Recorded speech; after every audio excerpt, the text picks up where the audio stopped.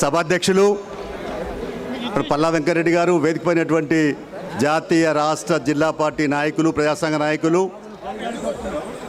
వివిధ జిల్లాల నుంచి, నల్లగొండ ఉమ్మడి జిల్లా నుంచి అశేష ప్రజానీకం వేలాది మందిగా తరలిచ్చినటువంటి అందరికీ నా వైపు నుంచి శుభాకాంక్షలు. ఈ 100 సంవత్సరాల ఆరంభ సభ సందర్భంగా అభినందనలు తెలియపరుస్తూ ఉన్నాను. మన పార్టీ ఎలా పుట్టింది, ఎలా ఆటుపోట్లు ఎదుర్కొంది, ఎలా విజయాలు సాధించింది అనే అంశాలపైన నాకంటే ముందు మాట్లాడిన అనేక మంది నాయకులు తెలియపరిచారు.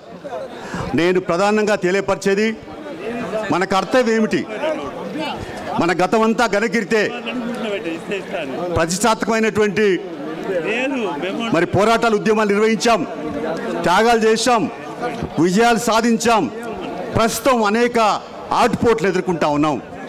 ఇలాంటి దశలో మరి ఈనాడు ఉన్నటువంటి దేశంలో ఉన్నటువంటి మతోన్మాద బీజేపీ ఎన్డీఏ పాలకులు ఆగడాలు, లేదా అనేక రాష్ట్రాల్లో ప్రాంతీయ పార్టీలు అధికారంలో ఉన్నటువంటి నేపథ్యంలో కమ్యూనిస్ట్ పార్టీ గత పూర్వ వైభవం, గత పోరాట పటిమను పునికి పుచ్చుకోవాల్సిన ఆవశ్యకత నేటి కార్యకర్తలపై ఉన్నది.